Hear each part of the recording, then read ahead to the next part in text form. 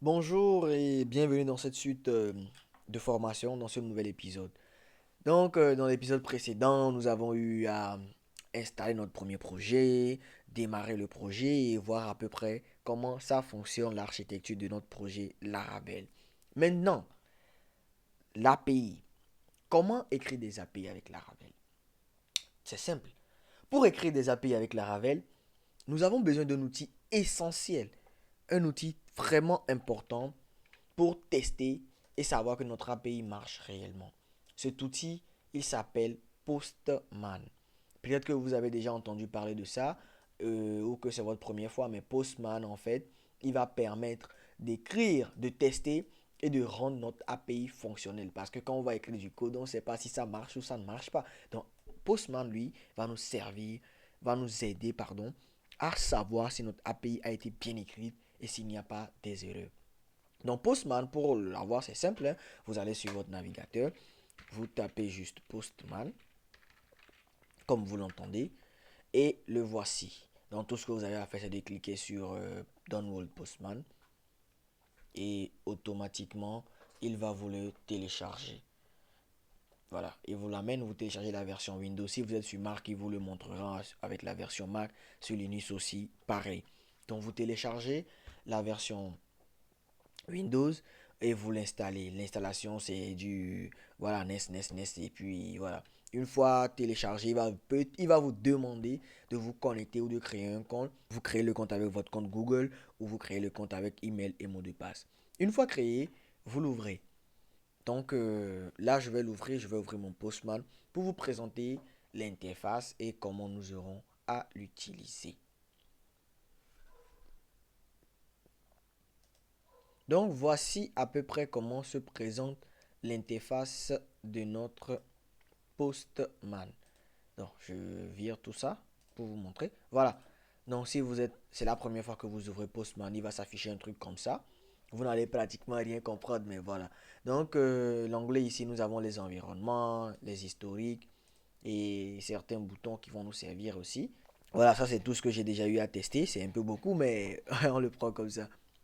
Donc, nous avons les collections. Les collections ici seront beaucoup plus les différents projets sur lesquels nous allons travailler. Donc, ici, nous sommes sur un nouveau projet et nous allons pouvoir le tester. Donc, pour créer un nouveau projet dans Postman, c'est simple. Nous cliquons juste sur le petit bouton plus ici qui est Create New Collection. Voilà. On choisit Blanc Collection et on tape le nom de notre collection. Donc, on écrit API Laravel. On valide. Voilà. C'est validé et puis notre nouveau projet vient d'être créé. Donc maintenant que notre nouveau projet est créé, qu'est-ce que nous allons faire? Nous allons retourner dans notre code qui est déjà démarré et qui marche déjà sur le web. Voilà, nous venons de retester. Nous allons tester notre application dans Postman pour voir si vraiment notre API marche. Alors comment se faire? Pour ce faire, c'est simple. Nous allons retourner dans notre Postman.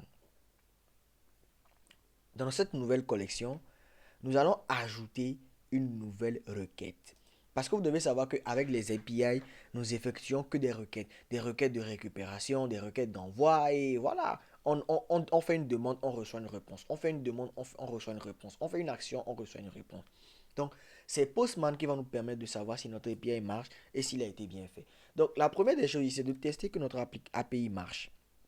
Tout comme nous avons testé notre projet Laravel en l'ouvrant dans le navigateur, les API aussi c'est la même chose. Nous testons pour s'assurer que tout marche à merveille. Donc pour ce faire, nous allons créer une nouvelle requête. Ici, nous allons l'appeler Home. Vous n'êtes pas obligé de lui donner un nom, mais il faut quand même pour rester structuré. Le get, ici, nous ne faisons rien. Nous voulons juste savoir si notre application marche ou pas. Donc pour ce faire, qu'est-ce que nous faisons? Nous retournons dans notre éditeur de code. Nous copions cette adresse-là. Cette adresse est l'adresse de notre API Laravel. Nous la copions, nous la collons ici. Et qu'est-ce que nous faisons? On fait send. On fait send et vous voyez, il nous renvoie un statut 200 OK. Ça veut dire que tout est bon, notre API marche et il nous renvoie la page Laravel. Voilà. Il nous renvoie la page Laravel. Voilà. Voilà, vous voyez, c'est simple. Aussi simple comme bonjour. L'API marche et maintenant nous pouvons commencer le vrai travail. Dans la vidéo suivante, nous allons définir le projet que nous allons travailler, que nous allons utiliser pour maîtriser les API et nous allons définir ensemble les différents aspects du projet et tout ce que nous aurons à faire.